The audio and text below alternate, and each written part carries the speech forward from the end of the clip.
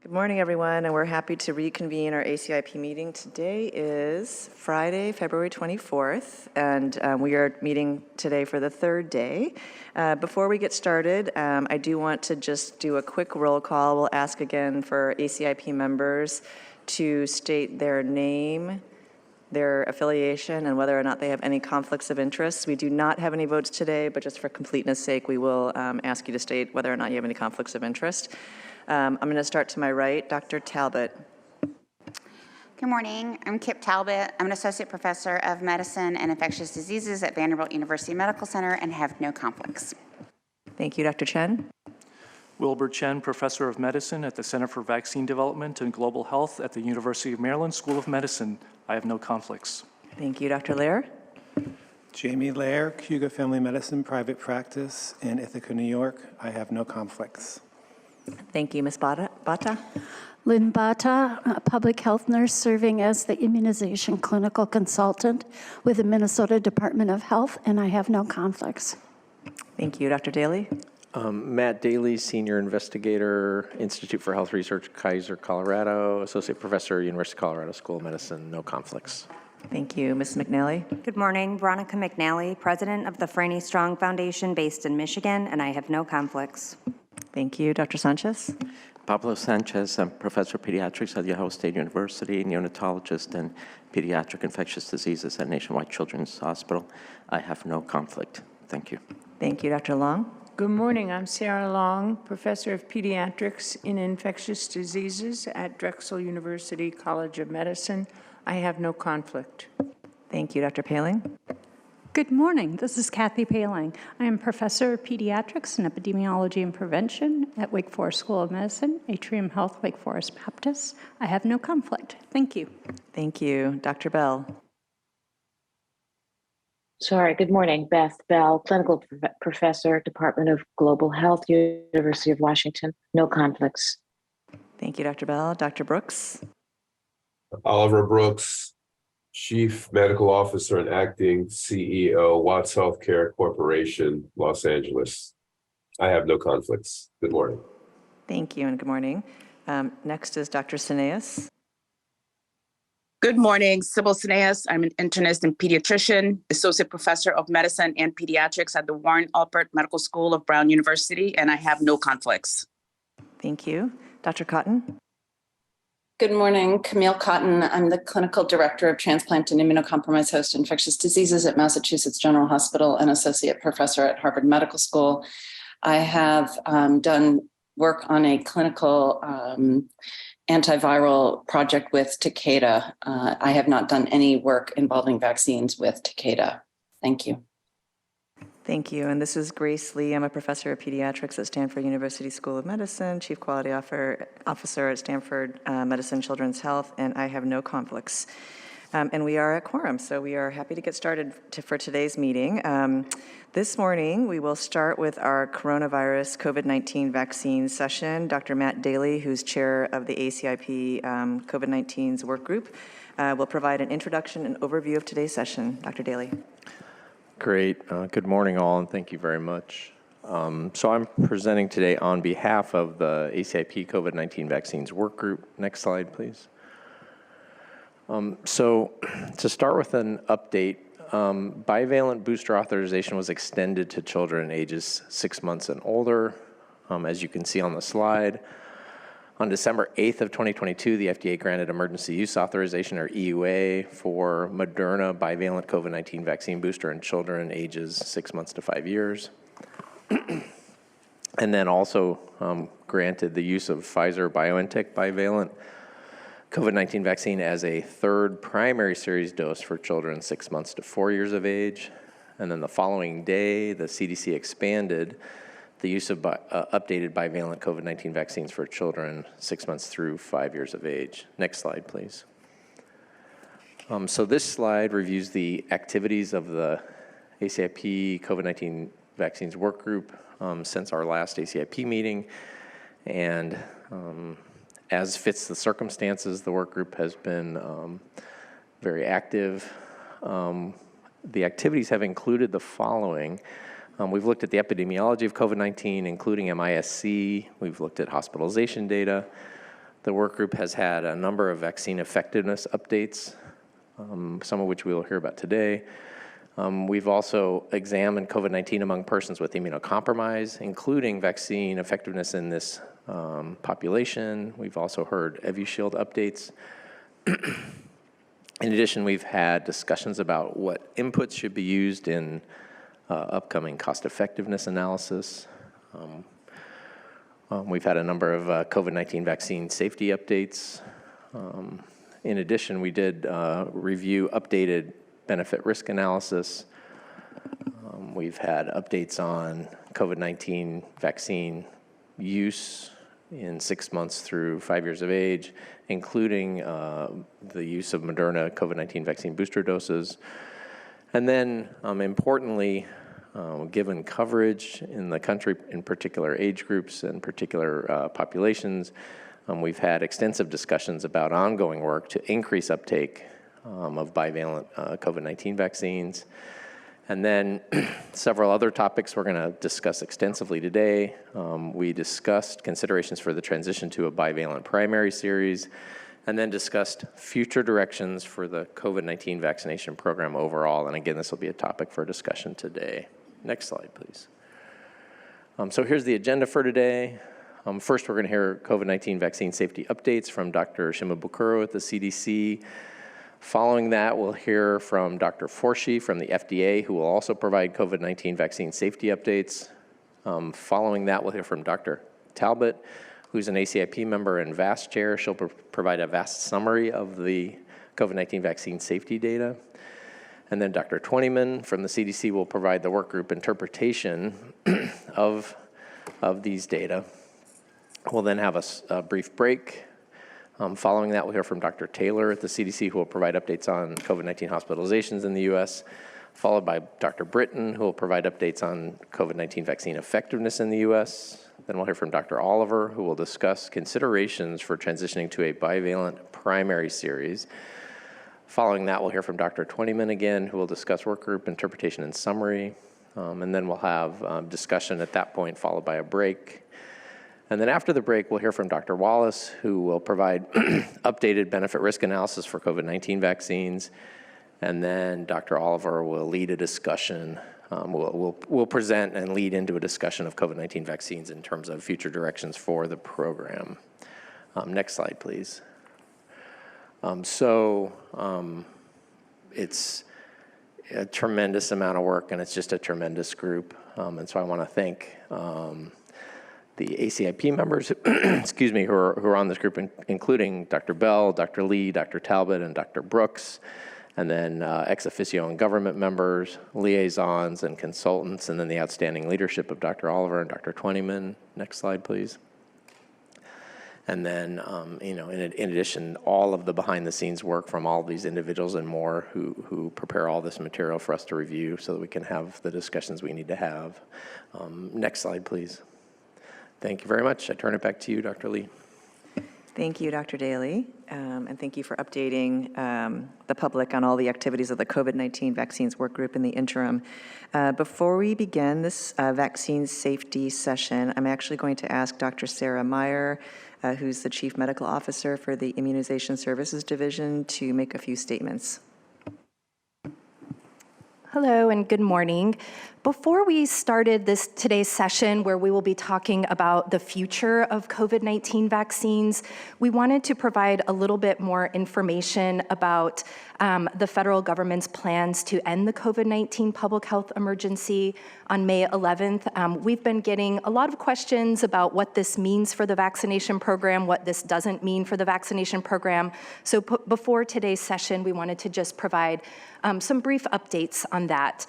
First, before getting into that, I just wanted to say that CDC remains dedicated to preventing severe illness and death from COVID-19, with particular concern for populations who are at higher risk of adverse outcomes. CDC is actively working with other federal government agencies and offices to maintain access to vaccines, but to other things like testing and therapeutics to the extent possible. So what is, I guess in terms of the vaccination program, Much of the current COVID-19 vaccine program will remain unchanged after the PHE ends in May. The primary impact of the PHE ending on the vaccination program is the possibility of reduced submission of vaccine administration data from some jurisdictions. This is because the data use agreements, or DUAs, for COVID-19 vaccine administration were established with termination provisions that reference the PHE. However, state and territorial public health jurisdictions are being asked to extend this DUA through the end of 2023, and so far the majority of jurisdictions have done so. It is important to note that the end of the public health emergency does not equate to the end of the current national vaccine distribution program or the transition to commercialization. I think this has been one of the biggest points of confusion we have heard about, that the end of the PHE also means the end of the federal vaccine program, and that is not the case. CDC has received many questions regarding commercializing COVID-19 vaccines. We continue to work with HHS on this process and are collecting questions to help ensure we address the needs of jurisdictions and partners as we move towards commercialization in the future. And we will share information with you all as soon as we are able to. Thank you. Thank you very much, Dr. Meyer. And with that, we will start our COVID-19 vaccine safety session with updates from CDC. Dr. Tom Shimabukuro, who is Director of the Immunization Safety Office. The floor is yours. Good morning. Next slide. So today I'll describe CDC's vaccine safety data link, rapid cycle analysis monitoring methods, and assessment processes for statistical signals, describe VSD RCA signal detection and signal assessment for ischemic stroke after Pfizer-BioNTech COVID-19 mRNA bivalent booster dose vaccination in the age group 65 years and older, and describe rates of myocarditis and pericarditis following COVID-19 mRNA vaccination. Next slide. So bivalent boosters first became available in the US in September 2022, and as of February, 52.5 million bivalent booster doses have been administered in people ages 5 and older, including 22.3 million doses in people ages 65 and older. CDC and partners monitor the safety of licensed and authorized U.S. vaccines using multiple complementary systems, and the safety data supports CDC recommendations that everyone eligible for a COVID-19 mRNA bivalent booster get vaccinated. Next slide. So now I'm going to move into our findings in the vaccine safety data link, and these slides were prepared by Kaiser Permanente, Northern California. Next slide. So the VSD was established in 1990. It's a collaboration between CDC and 9 integrated healthcare organizations and includes electronic health record data on approximately 12.5 million individuals. Next slide. The strengths of VSD rapid cycle analysis include its population of 12.5 million people, which is about 4% of the US population, across the VSD data sites, which are geographically and racially and ethnically diverse. We use near real-time data with analyses updated weekly. We have access to comprehensive medical records, including exposures or vaccination and outcomes, allowing rapid chart reviews to obtain additional clinical information as needed. The VSD employs innovative methods for RCA. The vaccinated concurrent comparator method is our primary analysis. Recent vaccinees as comparators are expected to be more similar to current vaccinees than unvaccinated individuals, with the following advantages that we can carefully adjust for the potential biases associated with calendar, time, site, and demographic factors. And these analyses can begin sooner than alternative methods. We also use supplemental analyses that we conduct weekly. Unvaccinated or unboosted comparators would also be available to provide context in real time. And we believe that using vaccinated concurrent comparators with supplemental analyses offers substantial benefits compared with either unvaccinated or historical comparators. Next slide. So the primary methodology for RCA for the primary analysis is the vaccinated concurrent comparator method. And we've used this for bivalent boosters and for the primary series and monovalent boosters. Pre-specified outcomes were assessed during weekly sequential monitoring after bivalent booster vaccination. The risk of pre-specified outcomes, 1 to 21 days, the risk interval following a bivalent vaccination compared with bivalent vaccinated individuals who were 22 to 42 days following the bivalent dose. That's the comparison interval. All analyses are adjusted for age, sex, race, ethnicity, VSD site, calendar time, and seasonality. And our signaling threshold is a one-sided p-value less than 0.01. Next slide. So this is a schematic, which I think you've seen before, of the vaccinated concurrent comparator method. And what you see here is a vaccinee with an outcome in the risk interval and a concurrent comparator. So on the top, you have this vaccinated individual with an outcome. That's the figure with the heart. This individual, this is hypothetical, but was vaccinated in September 30th and then had an outcome on October 3rd. So this person is in the risk interval, 1 to 21 days post-vaccination. On each calendar day that an outcome occurred in a vaccinee, we compare with vaccinees we compared vaccinees in their risk interval with similar vaccinees in their comparison interval on days 22 to 42, which you see on the bottom of the figure here. There's an individual in the comparison interval on the same day. And by similar, we mean on the same calendar day, they were in the same age group and of the same sex, race, ethnicity, and at the same VSD site. So the bottom line, we're looking at incidence of the outcome, the pre-specified outcome in vaccinated individuals in the risk interval compared to incidence of the pre-specified outcome in vaccinated individuals in the comparison interval. Next slide. So I'm going to take some time just to discuss VSD investigations of a signal to assess whether it reflects a real effect of vaccination on an outcome. And these investigations include data quality assessment for errors, anomalies, or missing or late arriving data, analyses using different comparators than the primary concurrent comparator, such as unboosted, unvaccinated, or historical comparators, additional investigations to provide context, such as looking at background rates, graphic displays of outcome incidents day by day after vaccination using temporal scan statistics to assess apparent clustering. If a signal is driven by a strong association in one subgroup or VSD site, further analysis by site or subgroup as appropriate, chart reviews to confirm cases and collect additional data. And lastly, we would consider epidemiologic studies to further investigate surveillance findings. Next slide. So using the methods I just described, VSD conducted RCA for the pre-specified outcomes shown here.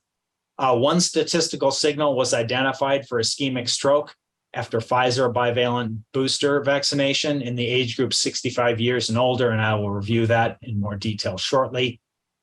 No signal for ischemic stroke was observed after the Pfizer booster in persons aged less than 65 years or after Moderna vaccine in any age group.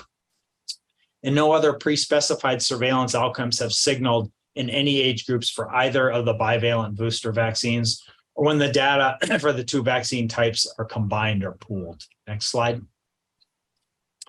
So moving into the results for the preliminary analysis of the ischemic stroke signal in people 65 and older. Next slide. So this figure shows the number of COVID-19 bivalent booster doses and influenza vaccine doses administered over time in people 65 and older in the VSD. So on the y-axis there, you have number of doses administered, and on the x-axis, you have time, and that coincides, you have these weekly looks, which coincide with the RCA sequential analyses. So the red and the blue lines are bivalent booster doses with Pfizer in red and Moderna in blue.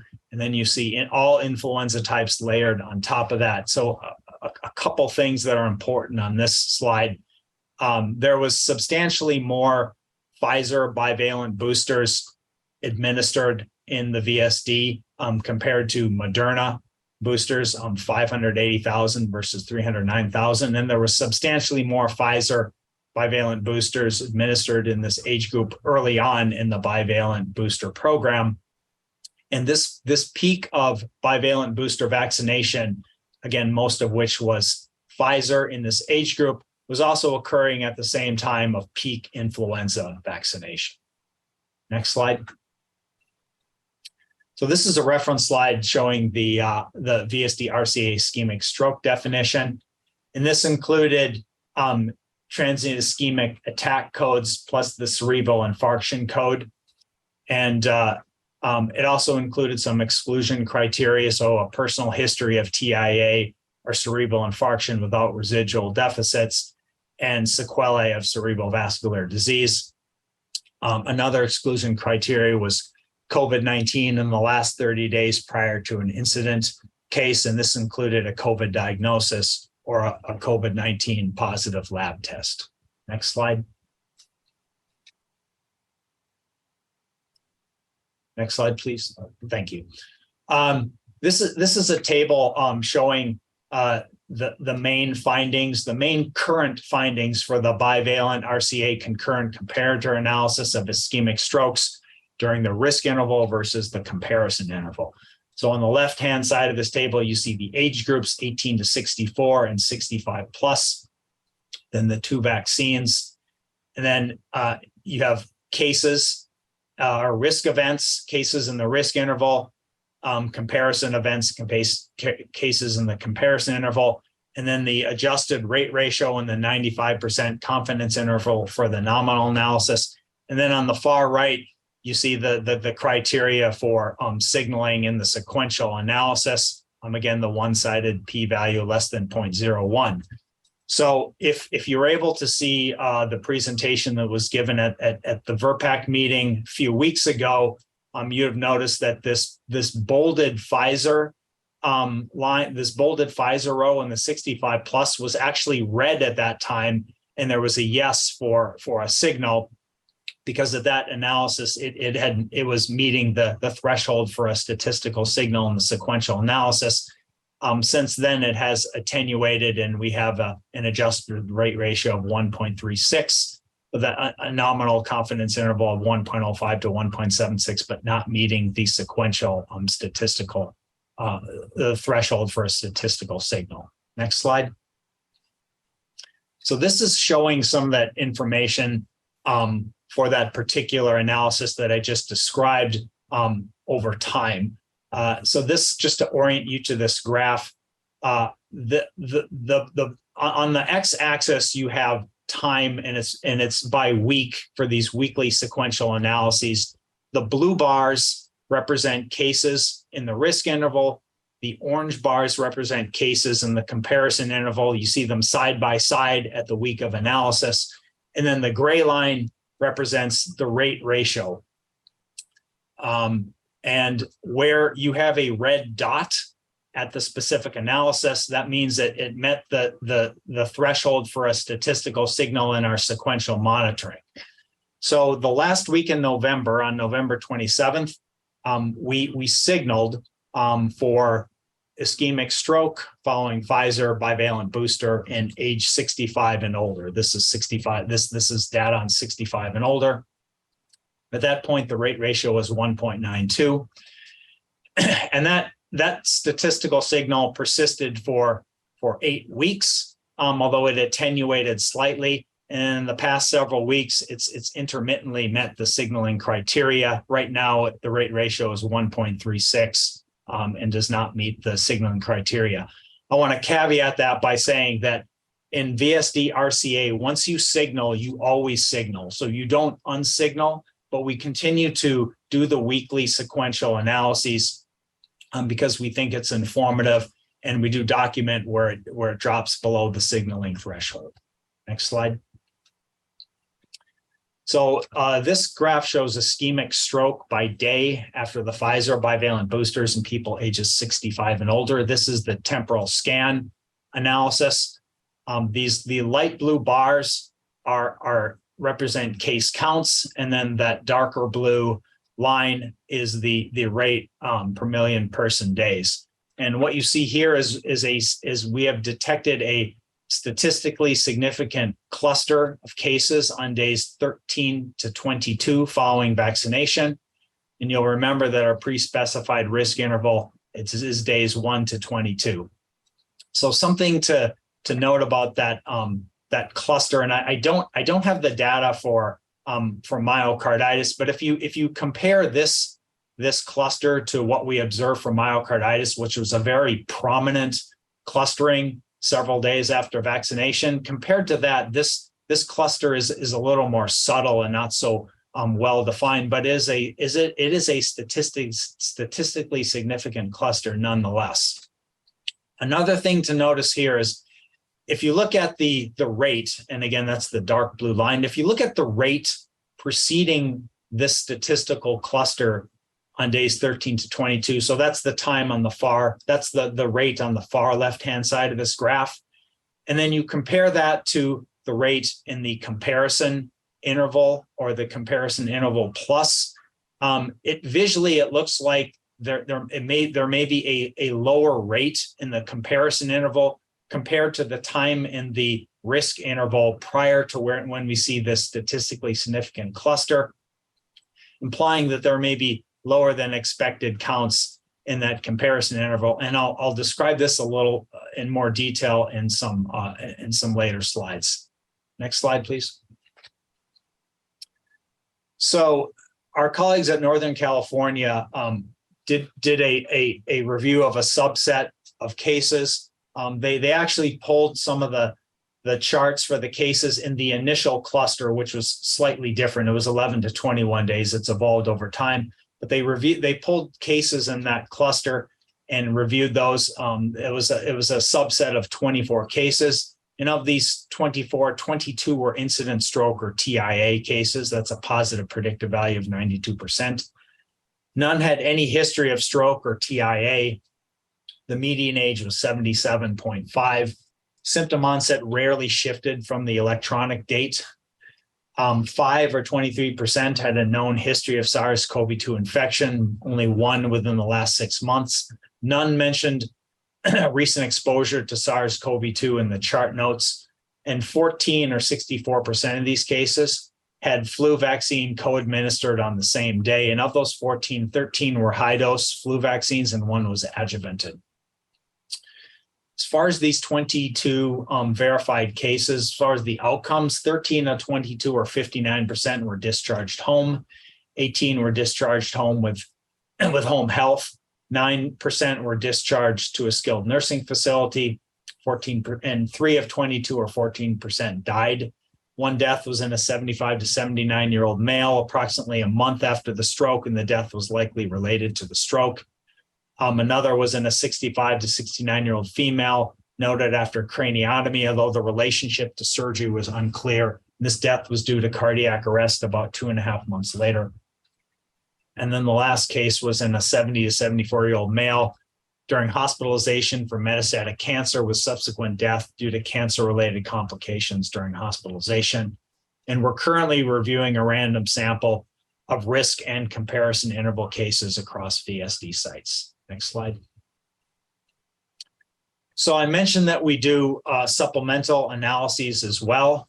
And one of the supplemental analyses we did was looking at ischemic strokes during the 1 to 21 day interval, comparing bivalent boosted versus unboosted concurrent comparators, but eligible for a bivalent booster. So this is basically looking at boosted versus unboosted individuals in the 1 to 21 day risk interval. It's essentially a vaccinated versus unvaccinated analysis, but the unvaccinated individuals are still highly vaccinated because they're eligible for a booster and are likely to be fairly similar to boosted individuals. In this analysis, the adjusted rate ratio was 1.07 and not statistically significant. So in this supplemental analysis, we did not signal for ischemic stroke. Next slide. This is additional supplemental analysis looking at ischemic strokes during the 22 to 42 day interval, comparing bivalent boosted versus unboosted concurrent comparators, but eligible for booster. So the top row of this table is what I just showed you. The bottom row, and this is not so intuitive, but what the investigators did was essentially perform the same analysis but use a different interval. In this case, the 22 to 42 day interval. And what they found was an adjusted rate ratio of 0.76 with a 95% confidence interval 0.6 to 0.95. So actually a protective effect when you looked at the 22 to 42 day risk interval. And these findings suggest a reduced rate of stroke in the comparison interval, getting back to that temporal scan graph that I showed you where it looked like there may have been a lower rate in the comparison interval. Next slide. So as I mentioned previously, a fairly high percentage of these of the cases in the chart review noted simultaneous high dose or adjuvanted flu vaccine. So there was an additional post-signal analysis looking at simultaneous vaccination. Next slide. So this table shows ischemic stroke incidence during days 1 to 21 compared with days 22 to 42 among individuals 65 and older with and without simultaneous flu vaccination. So on this top highlighted row, the population here are those individuals 65 and older that received a bivalent Pfizer booster plus same-day high-dose or adjuvanted flu vaccine. So booster plus simultaneous high-dose or adjuvanted flu vaccine. You see 43 cases in the risk interval, 26 cases in the comparison interval. The adjusted rate ratio was 1.65 and just met statistical significance. The lower bound of the 95% confidence interval was 1.02. The middle row is really not that informative, but if you go down to the bottom row, this population here is those 65 and older that got a bivalent Pfizer booster without any same-day flu vaccine. And you see the adjusted rate ratio is 1.19 and is not statistically significant. Next slide.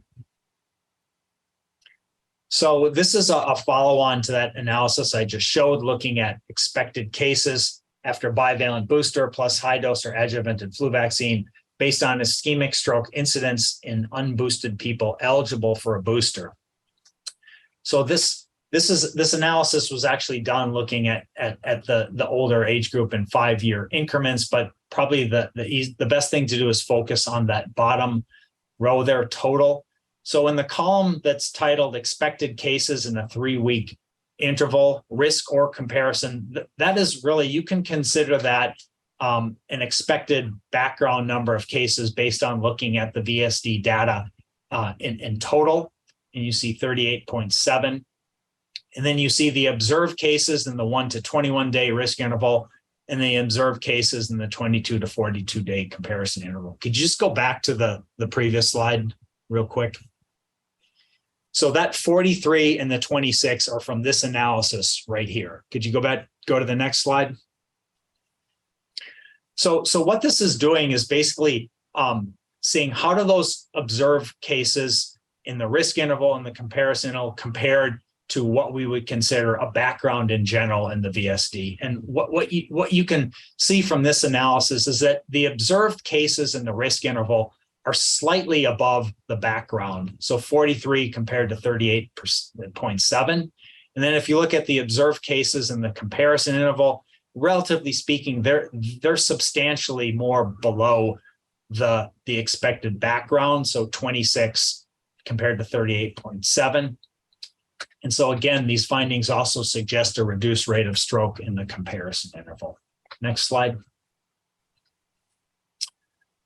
So to sum things up, this statistical signal persisted for 8 weeks. The rate ratio has slowly attenuated from 1.92 to 1.36 and intermittently met signaling criteria.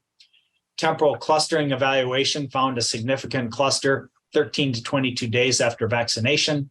Supplemental analyses using unboosted concurrent comparators showed a rate ratio of 1.07, which was not statistically significant.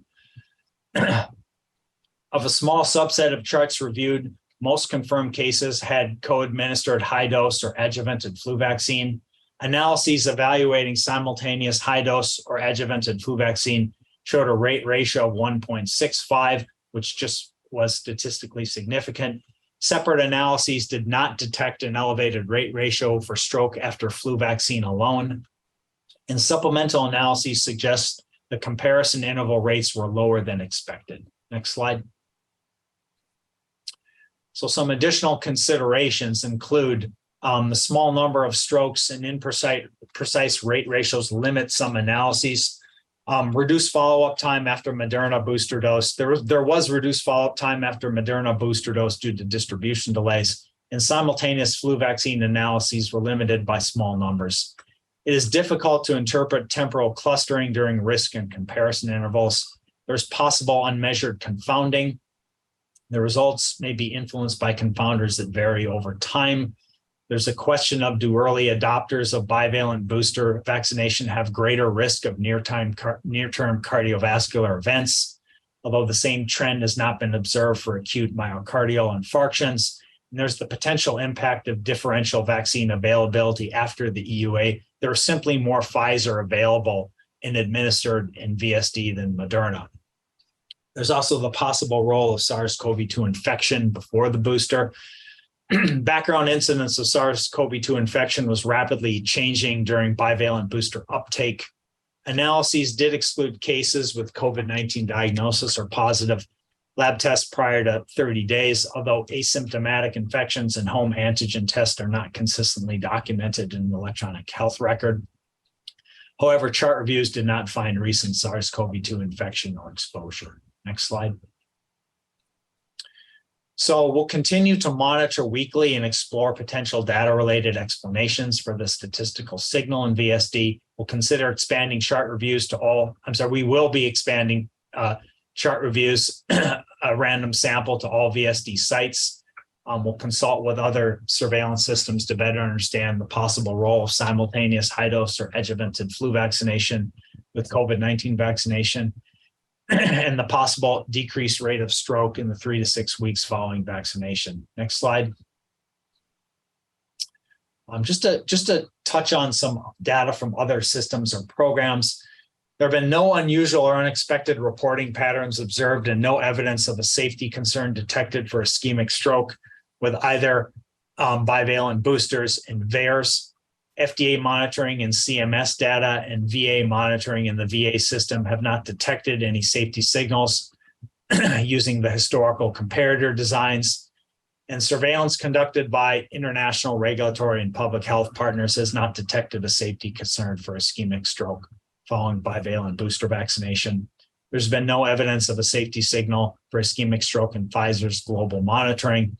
And no safety signals were detected for ischemic stroke for the primary series or monovalent boosters for Pfizer or Moderna vaccines in US and global monitoring, although these surveillance activities did not include analyses to evaluate the effect of simultaneous flu vaccination. Next slide. So CDC continues to recommend that everyone eligible for a COVID-19 mRNA bivalent booster or flu vaccine get vaccinated. And CDC and FDA are engaged in epidemiologic analyses regarding co-administration of bivalent booster and flu vaccines. Next slide. So I'm going to wrap up with a few slides on myocarditis and pericarditis following COVID-19 mRNA vaccination in VSD, and these data will be used in later presentations in this session. Next slide. So this graph shows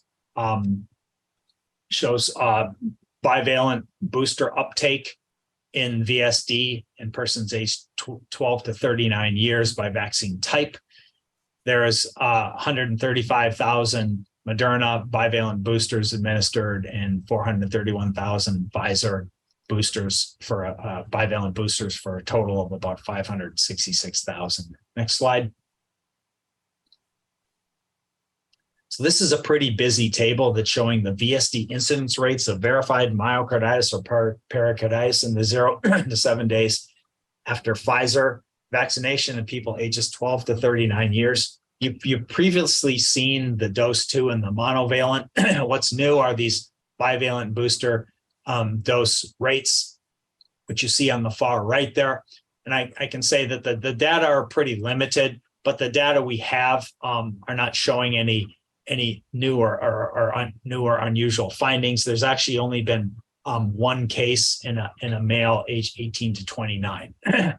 But what you can see from this this table of this table of several vaccinations is that in the high risk age and sex strata, so that's adolescent males and young adult males, you see the highest incidence rates after dose 2 of the primary series. And then you see these rates, which are somewhat lower after the monovalent booster dose, and then lowest after the bivalent booster, with the caveat that the bivalent booster data are quite sparse. You're not really seeing much of a difference across dose 2 and first monovalent for females, or when you get to the age 30 to 39 strata. Next slide. So this is a similar table, but for Moderna. There were such few doses administered in the 12 to 17, it's not informative, and we're not showing that. So this is data from 18 to 29 and 30 to 39.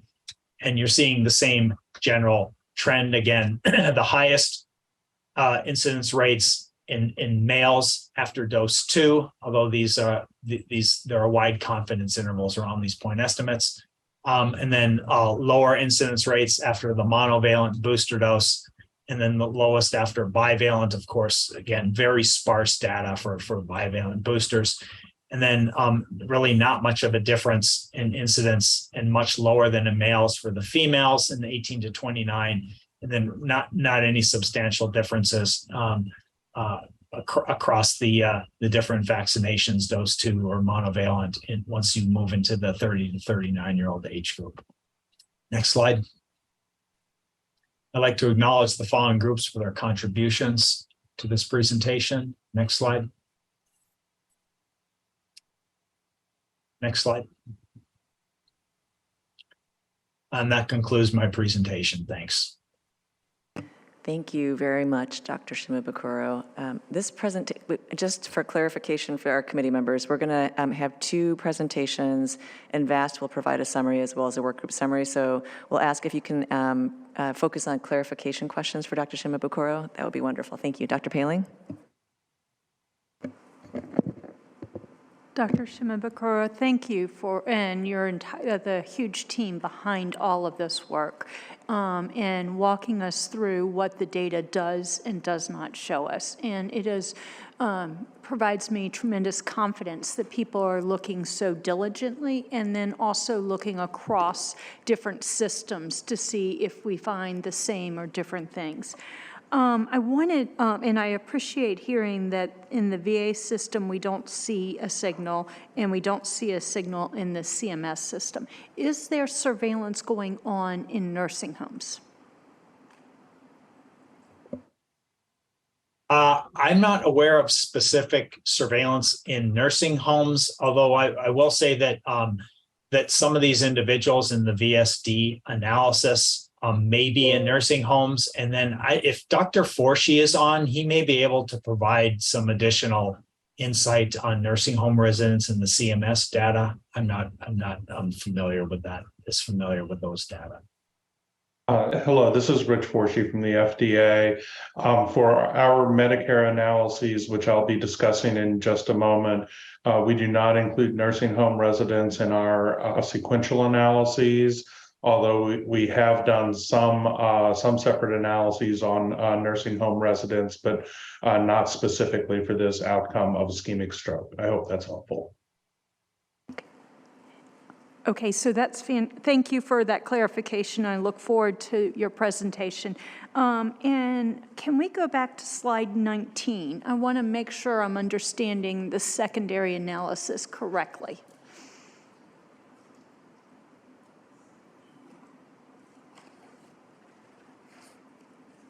I think it's the supplemental analysis about 1 to 21, and yes. And all right. I'm looking for supplemental, and yeah, all right, you're still working.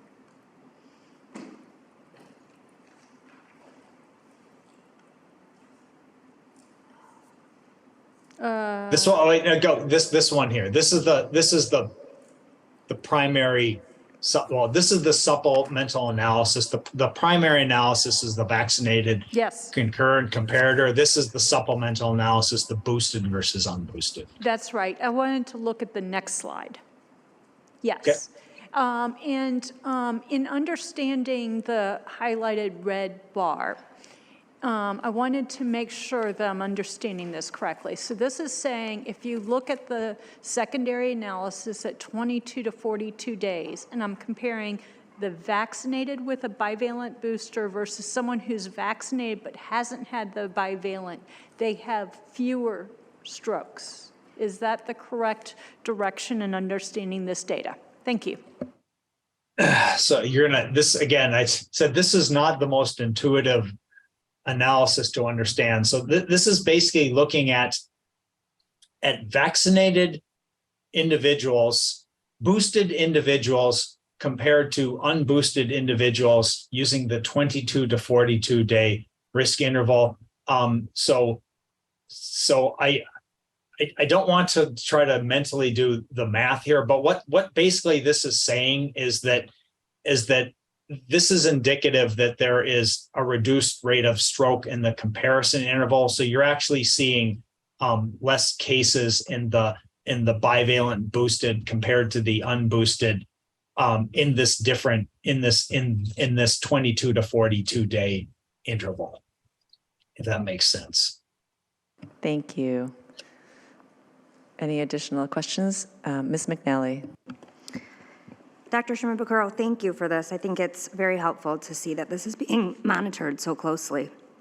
I have a question regarding what is my slide 26, but different for you. So COVID-19 mRNA bivalent booster vaccination safety data from other monitoring systems and programs is the title.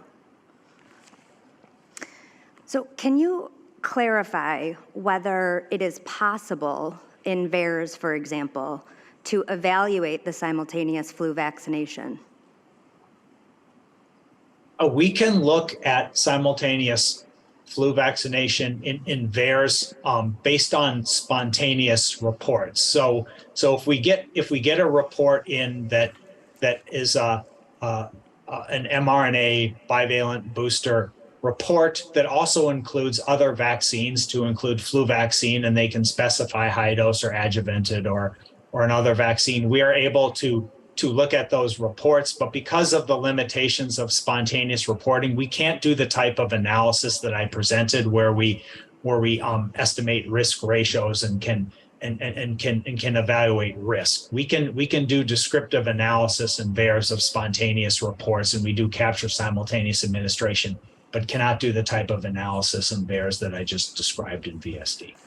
Okay, and then at what point would this statistical signal be more widely publicized for clinicians to consider? So for example, at what point would this issue maybe become something that would be noted, for example, in clinical guidance? Well, we have made this information available through a posting on the CEC website, and have presented this at the VRPAC meeting and are presenting this today, and presumably this will be published soon. I just want to be clear that the data that I've presented today are not sufficient to conclude that there is a safety problem with the Pfizer bivalent booster and ischemic stroke in the 65-year-old age group, or a safety problem with the Pfizer bivalent booster and co-administration with high dose or adjuvanted influenza vaccines. We have a statistical signal, and we are working through our signal assessment process. There are other reasons besides vaccination which could be contributing to these findings, such as confounding, unmeasured confounding, potentially later arriving data. So we continue to monitor, we continue to do the work, but the data that I presented are not sufficient to conclude that there is a safety problem here with stroke. And I think that Dr. Forshi's presentation later on is gonna further elaborate on that, and FDA also has a planned epidemiologic study to look at this. And the recommendations for bivalent booster vaccination and flu vaccination have not changed. Everyone who's eligible for a booster should get a booster, and everyone eligible for a flu vaccine should get a flu vaccine. Thank you. And I think it's particularly important to note the last bullet in this slide for the public. No safety signals were detected for ischemic stroke for primary series or monovalent boosters for Pfizer, BioNTech, or Moderna COVID-19 vaccines in U.S. and global monitoring. Thank you. Thank you. Dr. Lair? Thank you, Dr. Shimabukuro. I have an inelegant sense that if you're looking for 100 different things in a study, that you're going to find something 1 in 100 times just by statistics. And I don't know if that's true when you actually do all these kinds of studies, that you just do find things that are just random events that you pick up. Is that a fair assessment that this can happen? That's a fair assessment. We do not control for multiplicity of outcomes in these analyses, so it's possible that you can get these spurious findings by chance alone. Thank you. Dr. Long? Yes, it's a question about exclusion of people with underlying history of TIA and other events. It's biologically plausible that the vaccine in those would be more likely to cause strokes than just the natural history of their underlying condition. So when you excluded all those people, I assume you didn't see some increase or some cluster of strokes in those who had underlying history of strokes, number one. That's the first question, and then a tag-on question. So those individuals are excluded from the analysis. They're excluded a priori, and the reason for that is this is a surveillance activity. It's not a research study, and we want to do as clean an analysis as possible. And that's the reason that we exclude people who have experienced the outcome in the past. But I mean, you make a valid point. And then the second part of that is, so in your control group, so to speak, did you exclude in those individuals who had history of TIA? Yes, they're excluded from Great. the Thank analysis. You. Dr. Sanchez? Thank you. Thank you, Tom, for that analysis. I have a bit of a question in terms of the timing. On slide 21, so overall, the cluster was 13 to 22 days after vaccination, but in your post-signal analysis in 21, it suggests, and maybe I'm reading it wrong, that with simultaneous influenza vaccine, that it was earlier? His numbers are not the same as your numbers. Oh, okay. Okay. His number is about 28. Oh. About your slide 31, I think. I'm looking at post-signal analysis, ischemic stroke incidence during days 1 to 21 compared with days 22 to 42 among 65 years of age and older. Is this, No. or is it the one before? One before. There you go.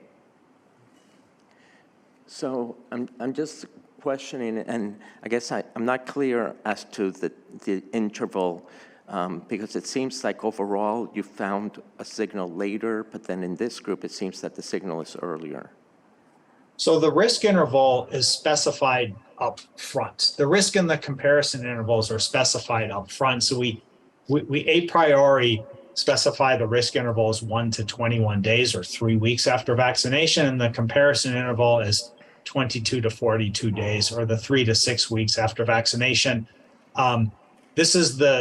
These are the risk and comparison intervals, the primary risk and comparison intervals we've used for the primary series analysis, the monovalent booster analysis, and now the bivalent booster analysis. Probably originally this was done because of the dosing interval for dose 1 and dose 2 of the Pfizer vaccine.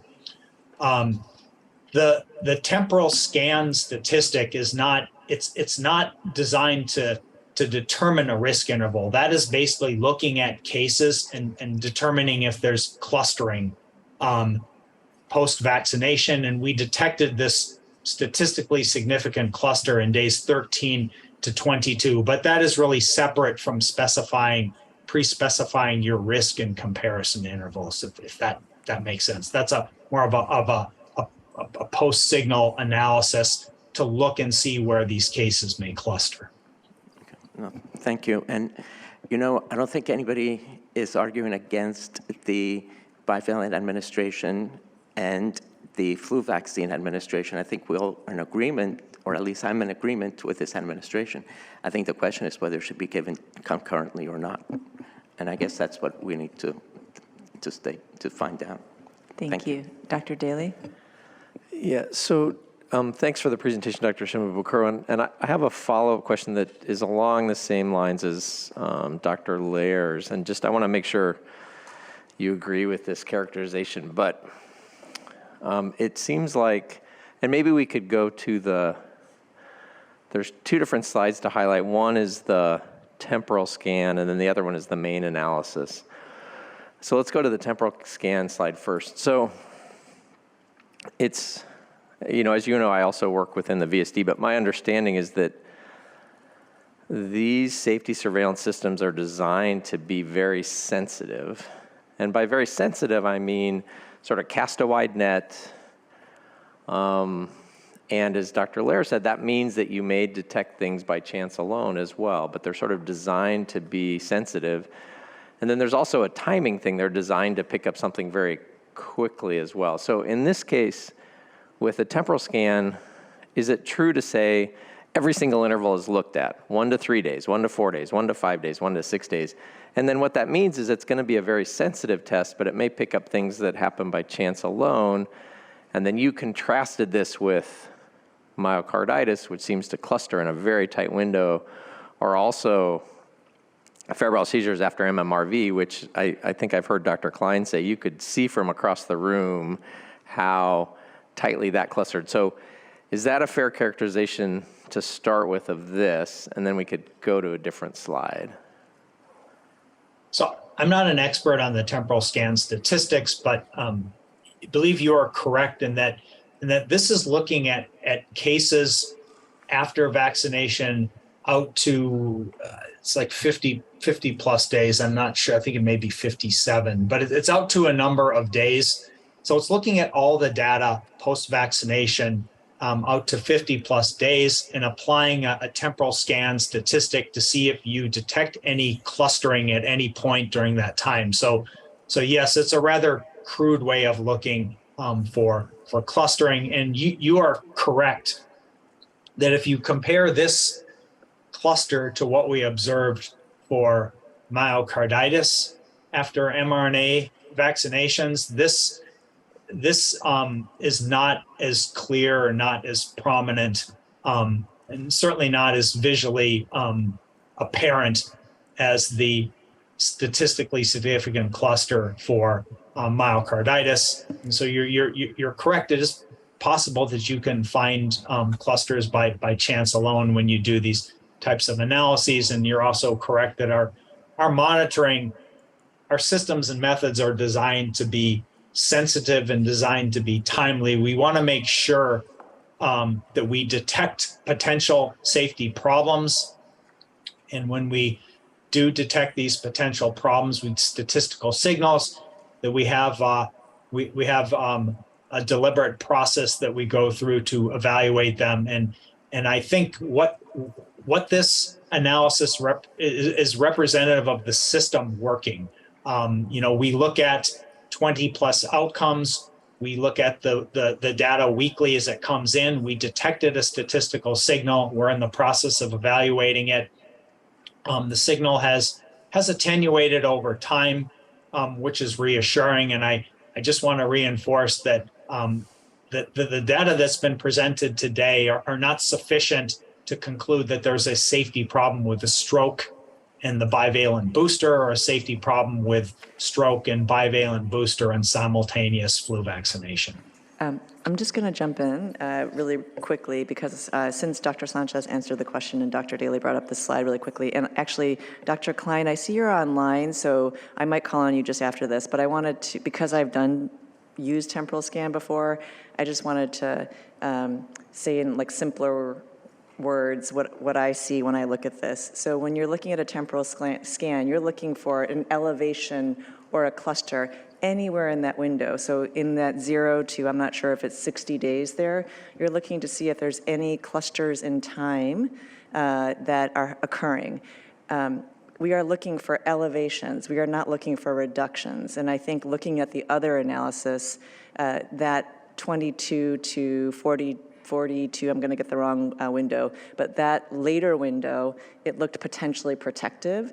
So while this might look like a cluster in time, it's also plausible, in my opinion, that what we're seeing is that there's actually a protective effect later on. And so this is a possible cluster, or it could be that we're just seeing that the lower baseline is occurring further on in that 60-day window.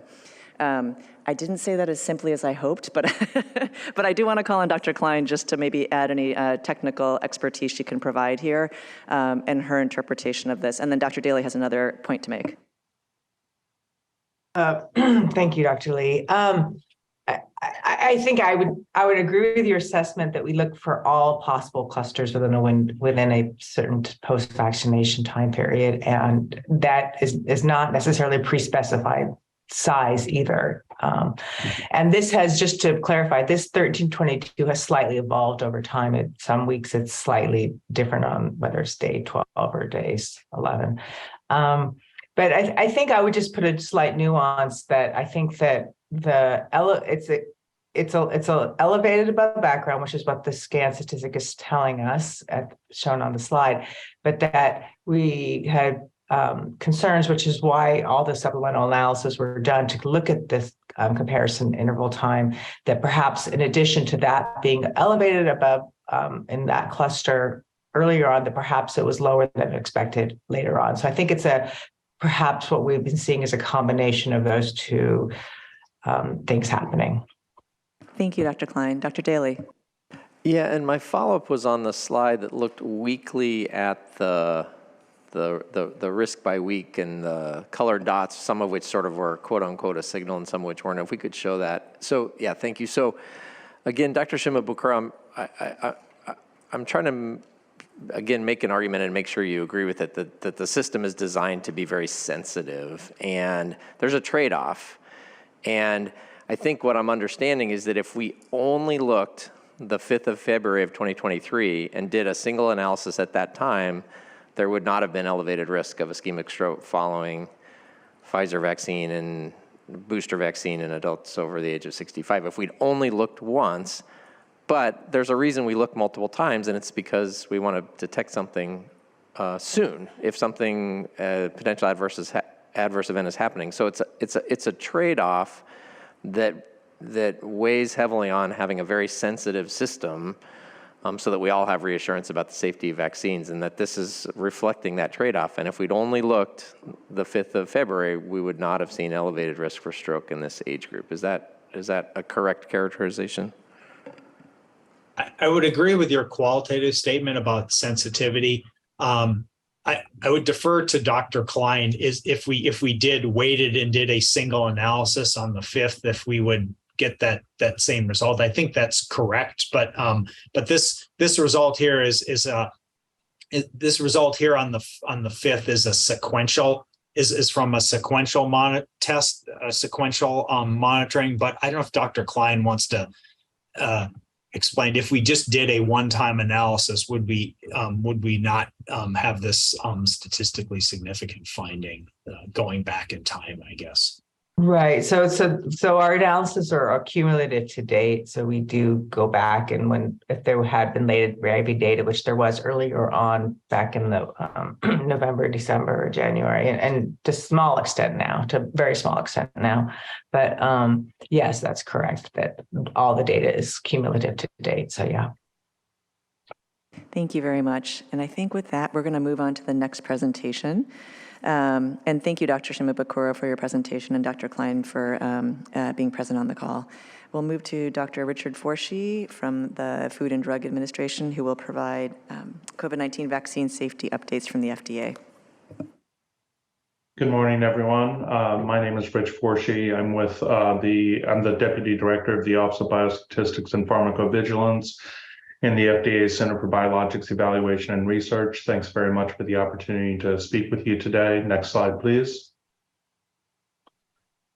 So today I'm going to be talking about the active surveillance that we have done for the bivalent COVID-19 vaccines. In this presentation, I'm first going to give an overview of our active surveillance program. Then I'm going to talk about the bivalent COVID-19 mRNA safety surveillance and provide some concluding remarks. Next slide, please. This slide shows the data sources that are available to us in the Biologics Effective and Safety Initiative, or the BEST initiative.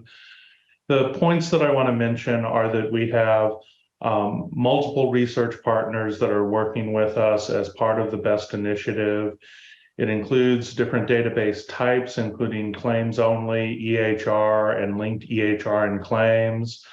And looking in the column in terms of the number of patients covered in millions, you can see that we have hundreds of millions of patients that are included in our databases. Next slide, please.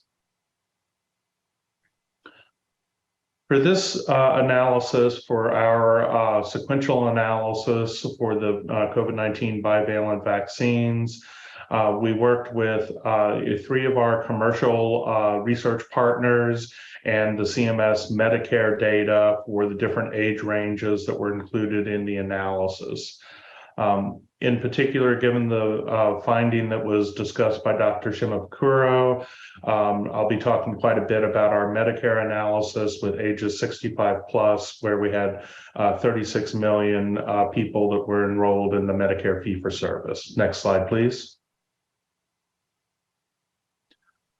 One of the concerns that all of us working in COVID-19 safety surveillance have had is that the claims data, and in some cases the EHR data, have not always reliably captured all of the COVID-19 vaccinations, especially early on in the pandemic when the vaccines were first rolling out. Many were delivered in mass vaccination clinics, and not all of that vaccination data made its way back into the healthcare claims systems. So in order to try to address that concern of undercapture of COVID-19 vaccines, we've made extensive efforts to reach out to immunization information systems.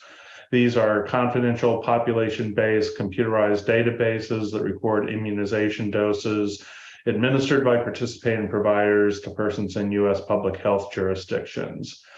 We've had to do this jurisdiction by jurisdiction and data source by data source, but we have been able to use this to get substantially more information about the COVID-19 vaccination status of individuals. Next slide, please. As was discussed in the previous presentation and the Q&A section of that, there are different phases of vaccine active surveillance. And so I briefly want to talk about the earliest stage of descriptive monitoring, where we're simply providing descriptive statistics of vaccine doses and selective adverse events while we wait for sufficient doses to accumulate in order to move to more statistically rigorous approaches. And that next approach is what I will be describing in my analysis as the signal detection phase. In this case, we're performing sequential testing while the vaccine doses accumulate to identify potential safety risks early, and it does not prove a causal relationship, as has already been discussed. Where we are at now is we're moving into a signal evaluation phase where we will use more robust study designs to evaluate any potential safety signals that have been identified. Next slide, please. So now I'm going to talk specifically about our bivalent COVID-19 vaccine safety surveillance. Next slide, please.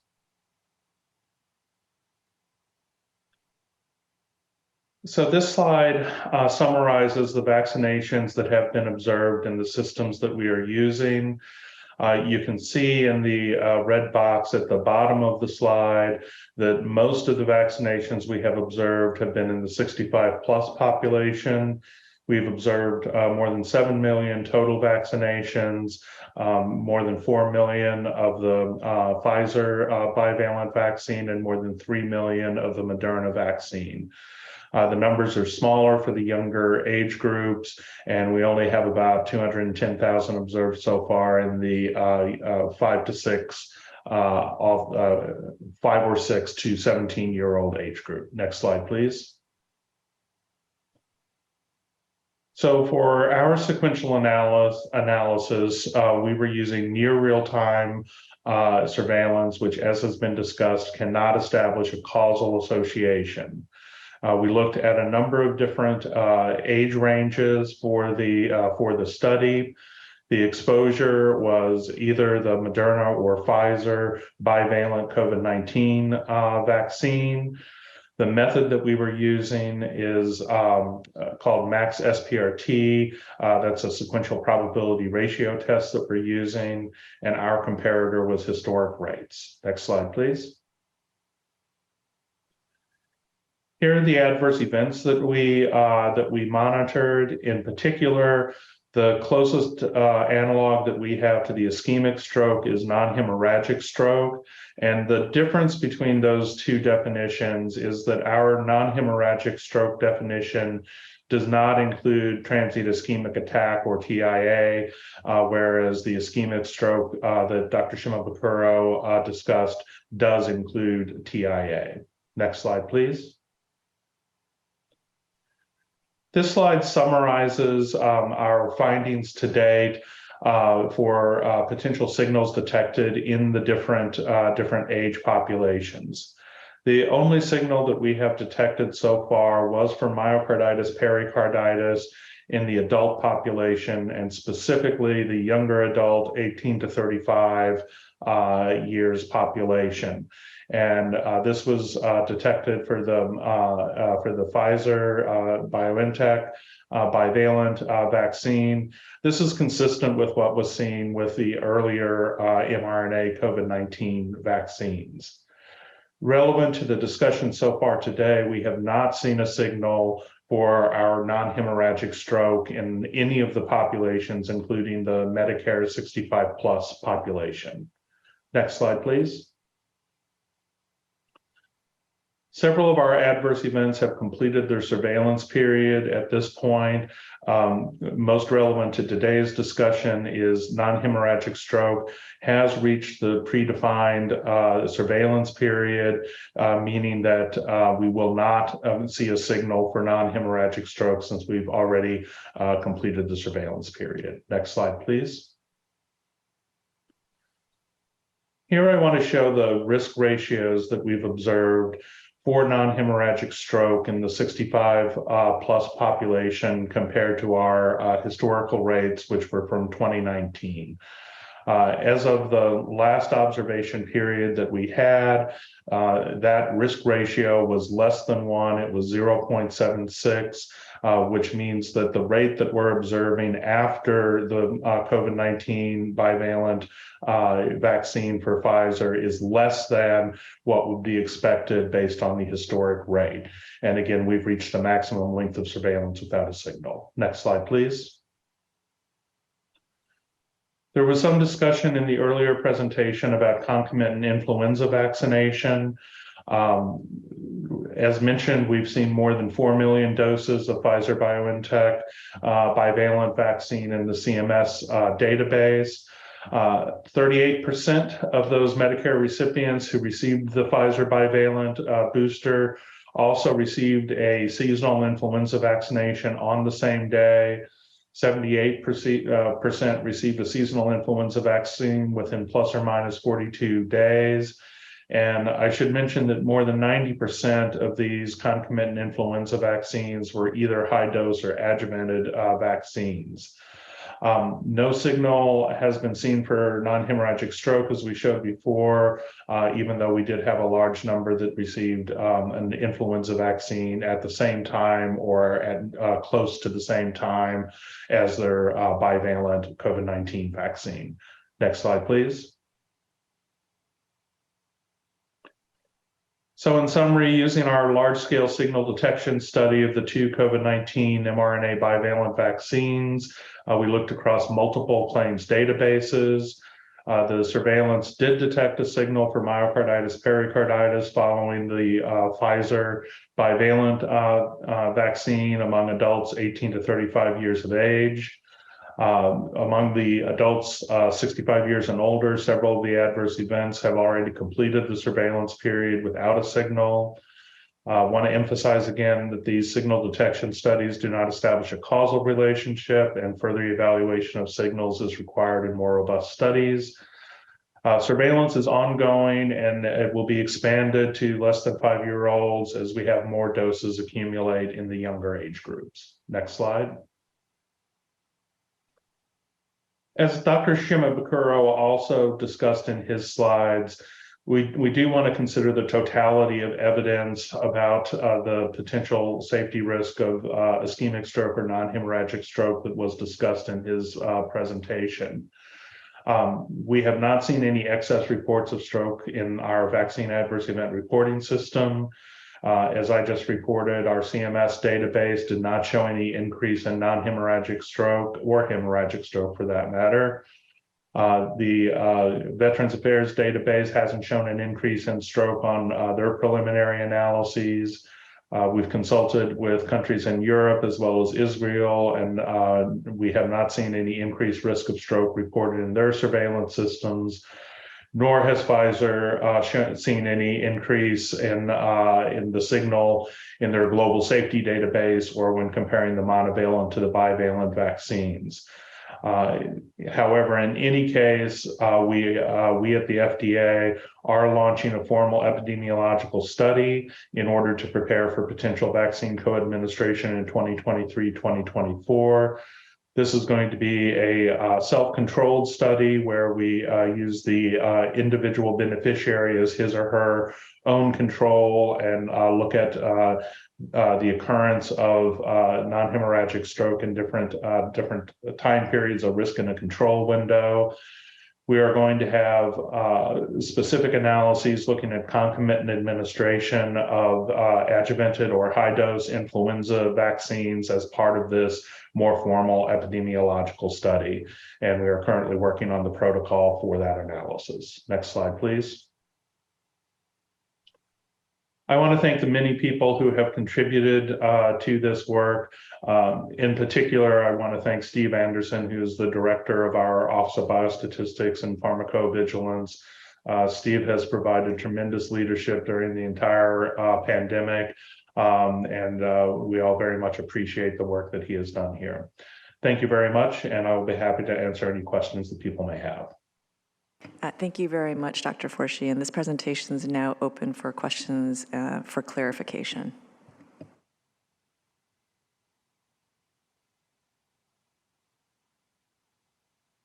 I don't see any hands raised. Dr. Forshee, one question I have for you is there an opportunity to partner with CMS around nursing home data? And I don't know what the databases are, but to Dr. Paling's question, it does feel like as we continue to have vaccines for older adults, enhancing our safety surveillance databases in that population would be really helpful for the future. Yes, as I mentioned in response to the earlier question, we have already done some work on both safety and effectiveness, looking at the nursing home population, as well as an early study that we published describing what we call the natural history of COVID-19 among nursing home patients. So we do have experience working with that data. We haven't used it to look specifically at the questions that have been discussed this morning. But Dr. Shimabukuro and I talk on a regular basis. Our teams regularly meet. And so I think we can continue that conversation as part of our ongoing coordination. Thank you, Dr. Forshee. Dr. Daly? Thanks, Dr. Forshee, for that presentation. If you could go back to the slide that looked at other, the summary slide that looked at other systems. I just had a question. Thank you for providing the data about co-administration of influenza vaccine in the CMS data. I just wondered if those other systems, if you have a sense about how much co-administration of influenza vaccine was present in those other systems. Yeah, this is the slide. Thank you. Thanks for that. Thanks for that question. Unfortunately, no, I am not aware of the extent of co-administration in the other systems. I can only directly speak to what we saw in our CMS analysis.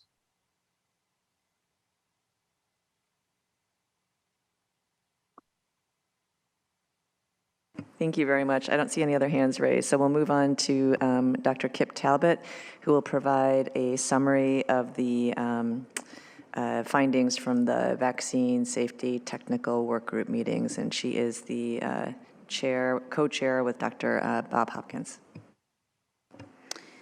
Thank you. You'll see that we've looked through a lot of data, and hopefully we can summarize it well. So along with Dr. Hopkins, my co-chair, and the rest of the committee, this is our assessment. Next slide. You have seen this before, but I think it's important to reiterate at each group. The objectives of VAST are to review, evaluate, and interpret post-authorization approval COVID-19 vaccination safety and data. We currently serve as the central hub for technical subject matter expertise from federal agencies conducting post-authorization approval and safety monitoring. And that's important to highlight that we have worked with multiple different federal systems and greatly appreciate all the help and expertise. We advise on analyses, interpretation, and presentation of vaccine safety data, and we provide updates to the ACIP COVID-19 vaccines work group and the entire ACIP and COVID-19 vaccine safety. Next slide. And just so you can see, since December of 2020, we have had 71 independent meetings to review vaccine safety data. We've had 17 joint meetings with ACIP COVID-19 vaccines work group and have presented or had reports given at 22 ACIP meetings. Next slide. So today we're going to talk about the assessment of two topics. The first is the statistical signal for ischemic stroke in the vaccine safety data link following the bivalent COVID-19 booster vaccination, and myocarditis, pericarditis following mRNA COVID-19 vaccination. Next slide. So the VAST assessment for the statistical signal for ischemic stroke, TIA, in the vaccine safety data link, VSD. The statistical signal among persons aged greater than or equal to 65 years of age for ischemic stroke, transient ischemic attack, following bivalent Pfizer-BioNTech COVID-19 booster vaccination is based on limited data and has been attenuating over time. A signal has not been observed in two other U.S. active vaccine safety monitoring systems, nor in data from other countries. The U.S. systems differ from each other. The VSD and VA analyses included TIA with ischemic stroke, while FDA CMS analyses did not. VSD is the only U.S. system that uses concurrent comparator groups. The VA and FDA CMS analyses have not evaluated simultaneous administration with influenza vaccination. Next slide. There's no increased rate ratio for ischemic stroke TIA following bivalent Moderna COVID-19 booster vaccination. and previous surveillance in VSD and other U.S. systems found no evidence of increased risk of ischemic stroke, TIA, after the primary series or monovalent COVID-19 booster vaccination for either Pfizer-BioNTech or Moderna products. Next slide. The cause of the increased rate ratio was unclear. Potential contributing factors include simultaneous administration of bivalent COVID-19 booster and influenza vaccines, or unmeasured confounding or bias. VAST would like to review additional data on simultaneous administration of bivalent COVID-19 booster and influenza vaccination. VAST highlighted several areas for further exploration. 1, assess the impact of recent respiratory viral illness on the risk of ischemic stroke and TIA. 2, analyses in VSD highlighted potential reasons for the lower rate of ischemic stroke TIA in the vaccinated comparator group, which could be contributing to the increased rate ratio. These should be explored further. Next slide. Now moving to myocarditis and pericarditis.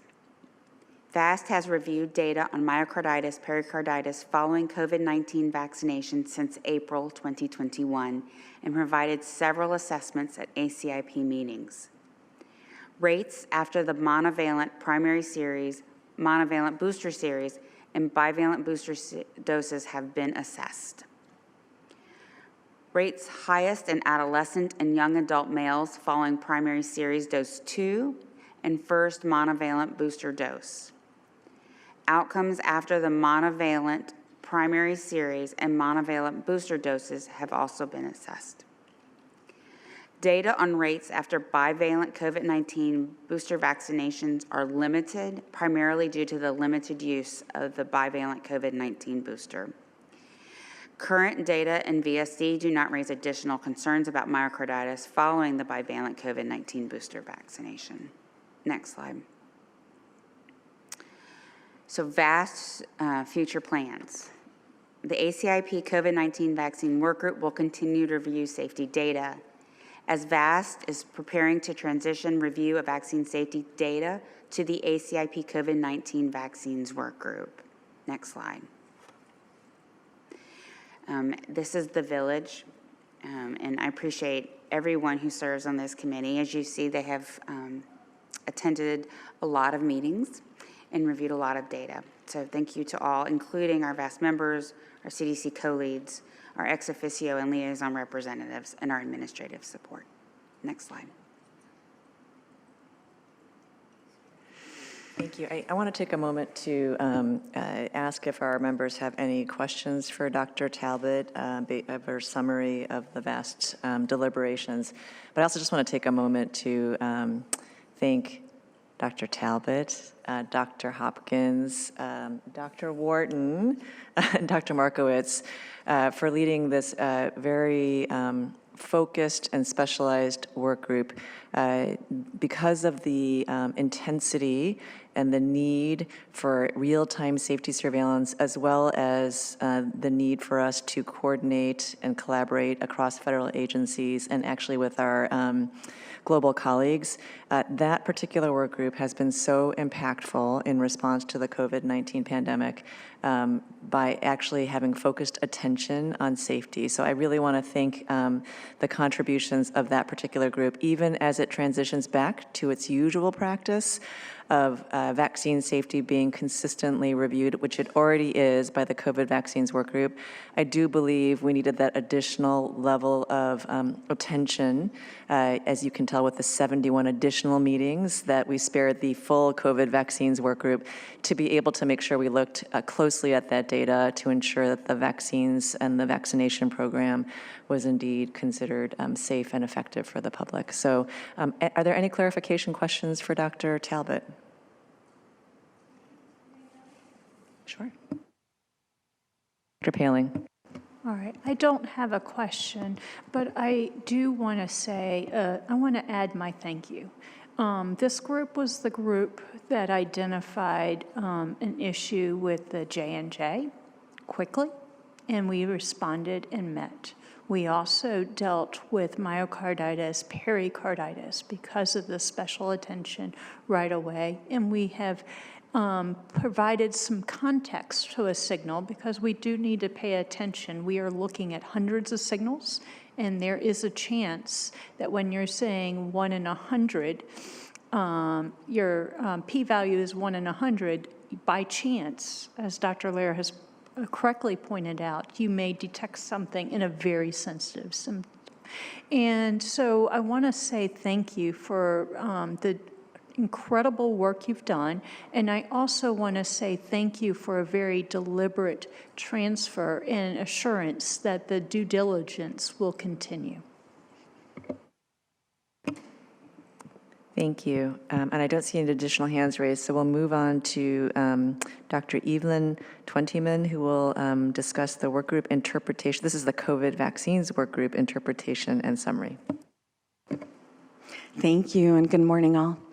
Over the next few minutes, I will be discussing the workgroup's interpretation of the data we've discussed here today regarding the statistical signal reviewed in depth this morning, as well as important contextual evidence regarding ischemic stroke, COVID-19, and influenza in adults ages 65 years and older. Next slide, please.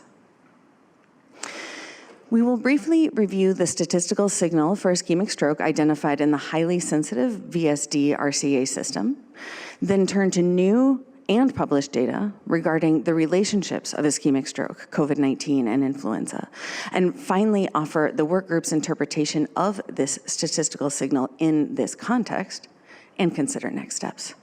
Next slide, please. First, to briefly review the statistical signal that we've discussed here today. Next slide.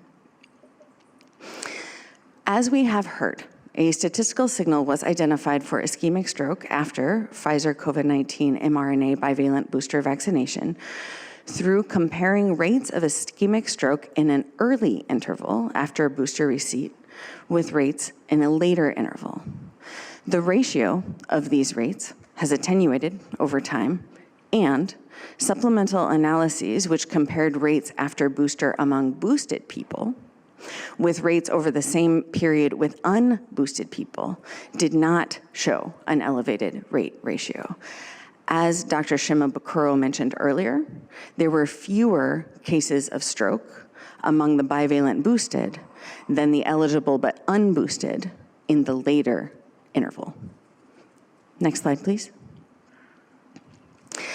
Additionally, while stratified analysis evaluating people with co-administration of high-dose or adjuvanted flu vaccination showed a rate ratio of 1.65, the rate ratio was not elevated in people who received Pfizer bivalent mRNA booster without simultaneous flu vaccine, and separate analysis did not detect an elevated rate ratio for ischemic stroke after flu vaccine alone. Next slide. As you've heard this morning, the statistical signal has not been identified in any other age groups, following other vaccines or combination of vaccines, either in VSD-RCA or in any other vaccine safety monitoring system, including in the United States or around the world.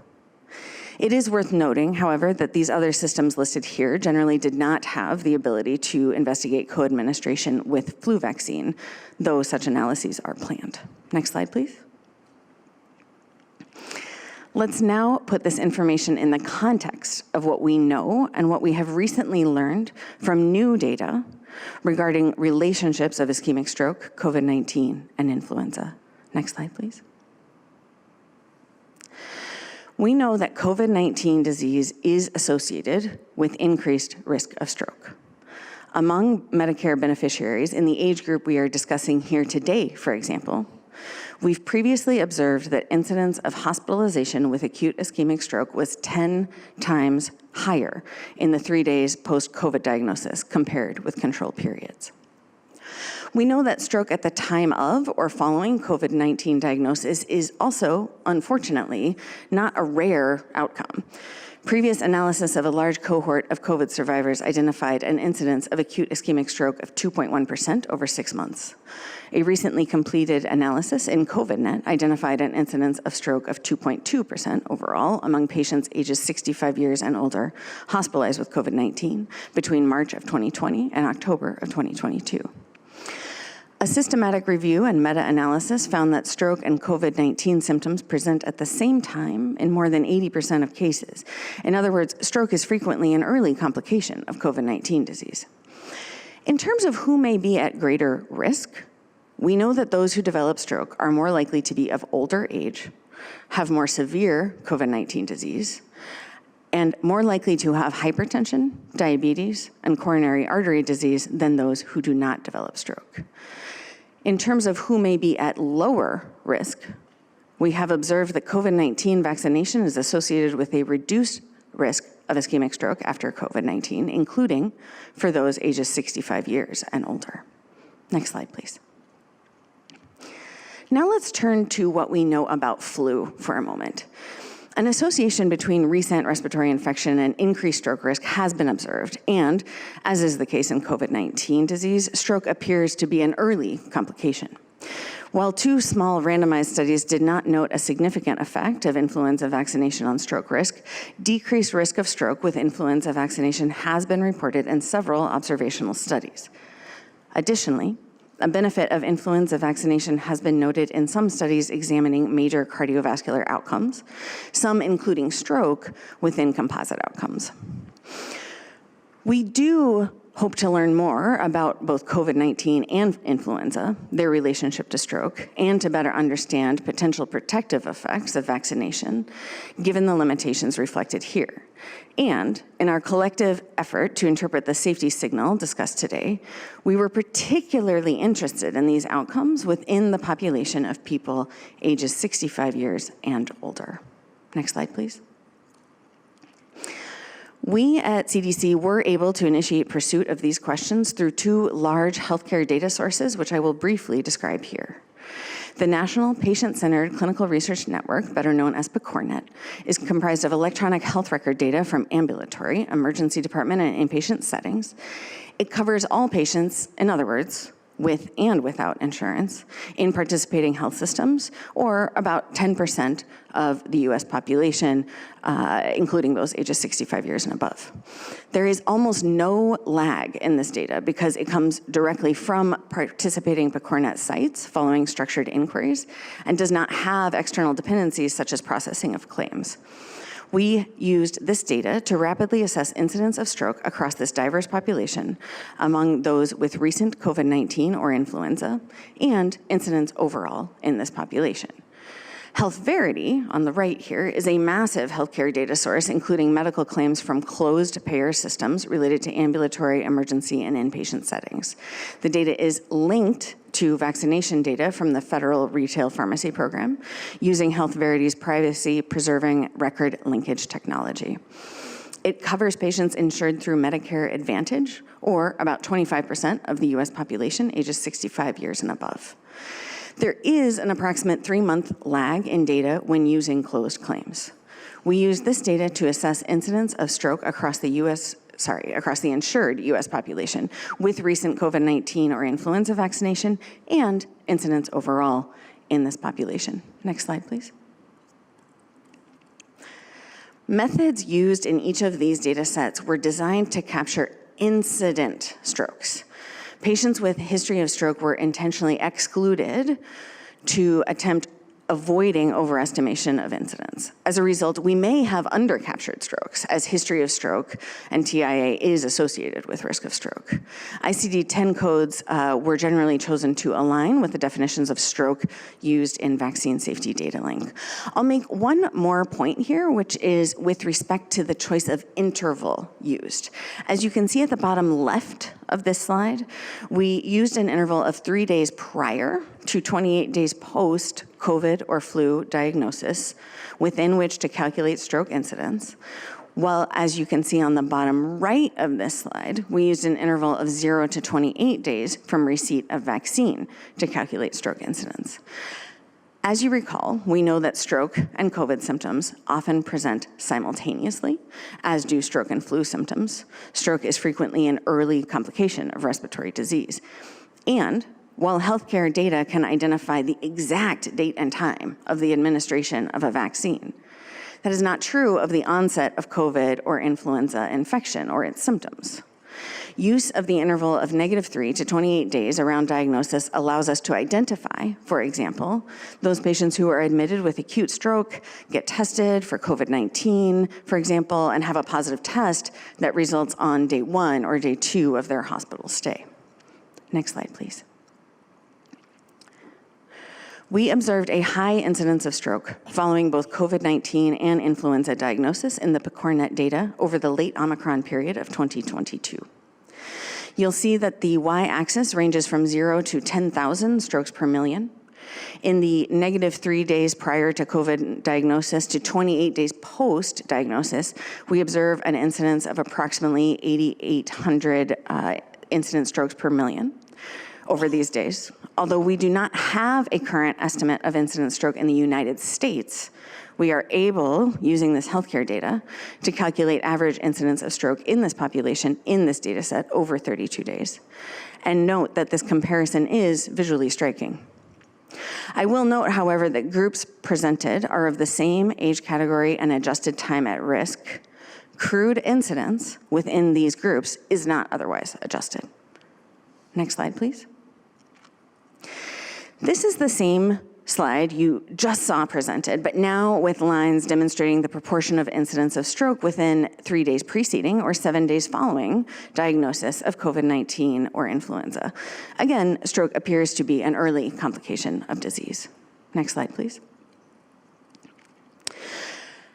As we move to this slide, I want to alert you first to the change in the magnitude of the y-axis.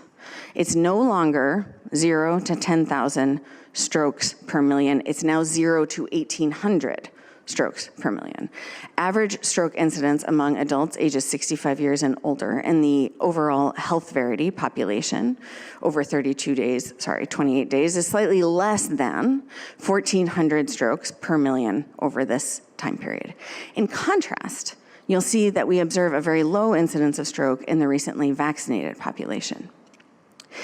It's important to underscore again, though, that these are observations of crude incidence in these groups, which are within the same broad age category of 65 years and older, and which are adjusted for time at risk, but are not adjusted for any other potential confounders, such as underlying medical conditions or older age groups. We are not presenting attributable risk. We are not assessing causality in any way. Nevertheless, these are helpful observations. Next slide, please. Let's turn now to workgroup interpretation and next steps.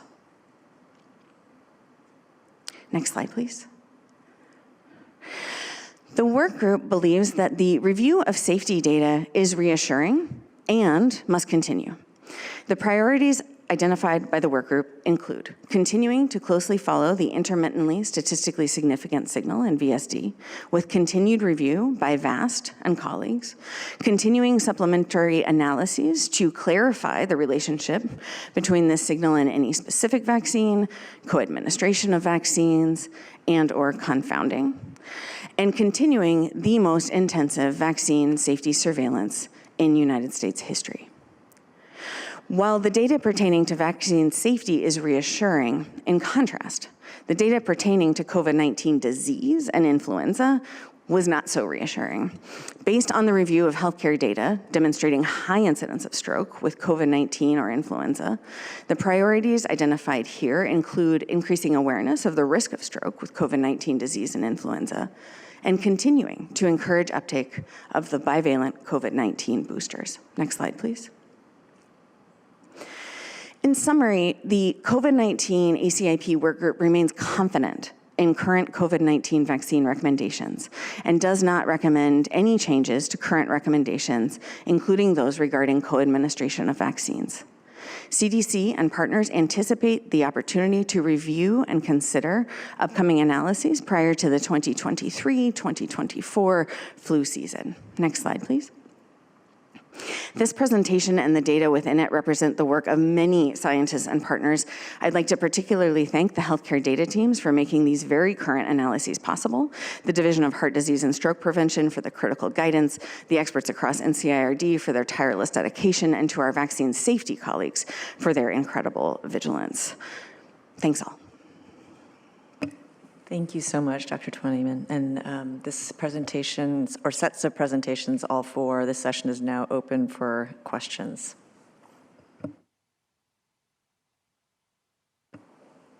Dr. Lair. I'd like to thank you for that summary. If you could go back to the slide, the stroke incidence with influenza and COVID infection. I have a comment and then a general question. My interpretation is that it's very clear that we have a high risk of stroke with influenza and COVID, and yet we have a very weak signal of risk for stroke after a COVID infection. And so it's fairly clear to me that the benefits of vaccination and preventing strokes that we know are going to happen outweigh the possible tiny risk of the vaccination. So I just want to say that out loud because I think that's a very important conclusion.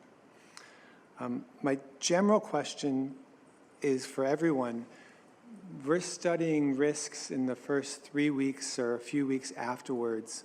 Are any of these surveillance systems looking at possible risks longer term, 3 months afterwards? And I haven't heard that, and I'm not sure if I've just missed that somewhere. Thank you. I'm actually going to turn that over to the second question. Oh, sorry. Yes, the second question or the second comment over to Dr. Shimabukuro and Dr. Forshee. Would you like to respond? And just if you couldn't hear, the question was focused on whether or not there was any longer-term safety surveillance.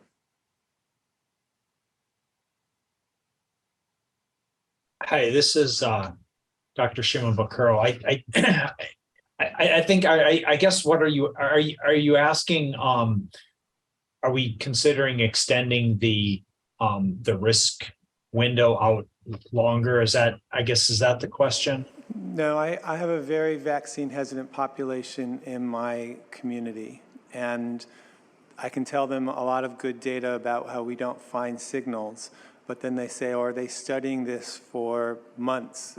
Do we know about possible side effects of vaccines down the road?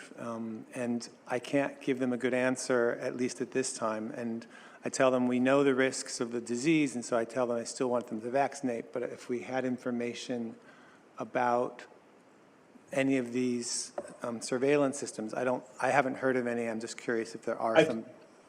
Okay, I understand. So I would say in the VSD rapid cycle analysis, I mean, we specify upfront our risk interval and our comparison interval. In VAERS, our spontaneous reporting system, there is no, we monitor all reports that come in regardless of the time from vaccination, and those all get included. Also, regardless of the plausibility of the vaccine causing the event or the vaccine causing the event within some specific time frame. So we do, in VAERS, we are able to look at all events at any time after vaccination for the adverse events that are sent into us. In our rapid cycle analysis in VSD, we do have to specify these risk periods and comparison periods up front, though. Thank you. And hi, this is Rich Forshee from the FDA. First, I agree with everything that Tom just said. A couple things that I will add. The sequential analysis systems that both Dr. Shimabukuro and I have discussed today, they are largely intended to generate timely results, and so we look for the plausible risk windows shortly after vaccination, because those data, of course, accumulate more quickly, and we're able to more quickly conduct those analyses. It is also easier to evaluate whether there's a causal association if they're more proximate in time as we move out to longer time periods involving months or years. So many other factors can have affected the risk of those events in the longer time periods that it becomes a little more difficult to conduct those analyses. It is possible in these systems to look at longer time frames, but for the reasons I just mentioned, we start with the focus on the period shortly after vaccination, where it's more plausible that if there is a risk, it's going to be in that shorter period after vaccination, and it allows for a timely analysis of that risk. I don't know if Dr. Shimabukuro has anything to add to what I've just said. No, thanks, Dr. Forshee. Completely agree. Thank you. Dr. Paling? I want to say thank you to everybody and to Dr. Twentyman for providing the balance of what the risks are, as Dr. Lehrer appropriately stated, and echo how important this is. The most intensive vaccine surveillance ever undertaken. I want to go back to slide 8 and make sure that I am interpreting things correctly. And I think that's the COVID-19 disease and acute ischemic stroke slide. And so this slide is clearly demonstrating, so yes, thank you. And so we see clearly that COVID disease is strongly associated with stroke, as is flu. And my interpretation on the right is that we have seen the signal for stroke during all the variants thus far, and it is a consistent signal. And I wanted to verify that as a correct interpretation. Thank you. Thank you so much. I would say we have observed a consistent association between COVID-19 disease and increased risk of stroke across all variants. Yes, so the stroke has been there and unfortunately continues to be there. Dr. Sanchez. I had a question in terms of the slide, stroke incidence among all adults 65 years and older. The next one. Oh, that's it. Is this, when you looked at co-administration with a bivalent, did you look at both of them, or were you able to separate it out by Moderna versus Pfizer? Thank you. We were able to separate out Moderna and Pfizer.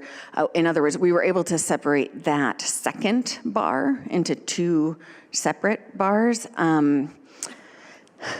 Dr. Mulia, I'm trying to figure out the slide I could reference there. It is one of the very last.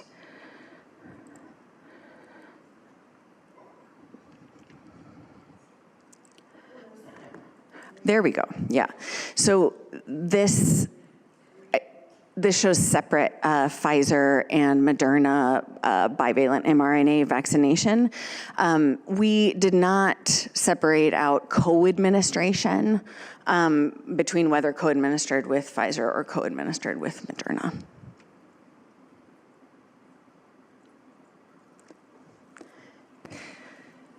So this is that second bar split out such that you can barely see those little bars, but they are there. Thanks. Thank you. And I wanted to slightly differ from Dr. Lehrer's perspective, and I'll explain why. If you look, so I have a couple of quick points, and then we'll turn it over to Ms. Hayes, and then we'll wrap up the session unless there's any other burning questions. In terms of thinking about how I interpret the safety data. So Dr. Talbot did a very nice job being very objective about how this information is presented.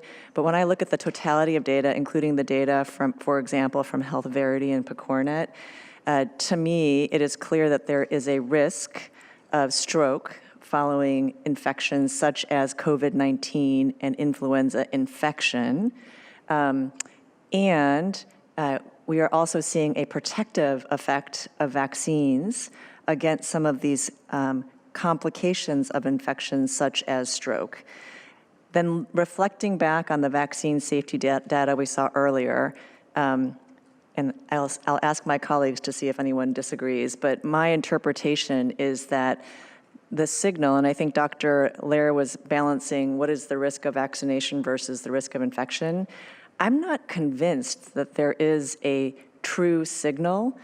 I am thinking that actually that signal that we're seeing is partly the protective effect of vaccination. So I'm not even sure if there is a signal, but I still think it deserves further investigation. I really appreciate the team's transparency and conversation around this, and I still strongly feel that the benefits of vaccination outweigh the risks. I'm getting some faces around the table, so folks can disagree with me. But I do think that this continues to be studied over time. So I don't think that, I'm not saying that we should ignore it. I'm just saying that I don't think that I'm convinced that that is a real signal, given the totality of the data that we've seen today. The other thing I just wanted to mention is that I want to just also recognize sort of the many unsung heroes. So while we are sitting around this table and people might know our names, I think there are so many individuals who have contributed. And also just wanted to highlight, this really is kind of a private partnership in that there are many federal agencies who have done a phenomenal job in bringing these types of data to us. There are also many partners, often academic partners or health system partners, who are behind the scenes doing all of this incredible work week after week. So those 71 meetings when we're looking at data, all the teams behind that data are actually delivering that data so we could review it together. So again, it's just a tremendous effort, and I want to thank all of our colleagues, too many to be named, who have continued to be able to provide that level of information and under really difficult circumstances, and being asked to do it in a real-time way so that we can then bring this information to the public as quickly as possible. So I am confident that with such robust systems that we'll continue to re-look at the data and review this data and continue to assess the benefit-risk balance, and we will always reevaluate where we are as we get more information. But I personally feel confident today in the role of vaccination. Any additional questions from our members? And then I see Ms. Hayes, do you have a comment or a question? Yes, I do. Thank you. Carol Hayes with the American College of Nurse Midwives. I want to reiterate what you just said, Dr. Lee, that the teamwork and the amount of grinding down into the sand of this data is so reassuring, and I'm so thankful for it. And I have a specific question for Dr. Twentyman. So when we're trying to talk to the public, and I've been saying this until I'm blue in the face, but I feel like I need like a simple little number. So on the slide that you presented that showed the stroke incidence among adults over age 65 and recently vaccinated, could you give me, maybe not the second, my brain can't do this math, but could you give me like a number that says your risk of having a stroke over age 65 is 100 times higher than your risk of having a stroke after getting vaccinated? Is there any way that we could give a simple number to the public that says the vaccine is so much safer than getting the disease? Thank you so much for the question, and thank you for your work in speaking with the public to encourage vaccine uptake. I'd ask everyone listening on this call to do so as we hope to continue to encourage bivalent booster uptake that has not been what we had hoped for the sake of public health. I want to say these observations of crude incidence don't demonstrate attribution or causation. While we are reassured to observe this low stroke incidence in these recently vaccinated populations, well below the average incidence in the population overall here, which you see in that gray bar, we are not controlling for anything here other than the vaccine that might be contributing to that. For example, People that were healthy enough to go get their vaccines in the past 28 days might have fewer of the risk factors associated with stroke than the average person in this population. So there is more to do here, and in fact, more that we can do with these data sets. I'll point out that these data sets have already been helpful in that they've facilitated an approximation of baseline incidence. There's not currently a nationally representative estimate of stroke incidence in the US, but these large healthcare data sets like BCORNet and HealthVerity allow us to estimate average incidence, at least in these populations. What I do think you can say, not just because of the data presented on this slide, but the wealth of data that we've covered today, is that we believe that the COVID-19 vaccines are safe and effective. We do not think COVID-19 is safe. And if that helps, that would be the message I would share with your patients. Thank you. Thank you very much. And with that, we're going to take a 5-minute break, and we'll reconvene at 5 minutes after the hour. Thank you.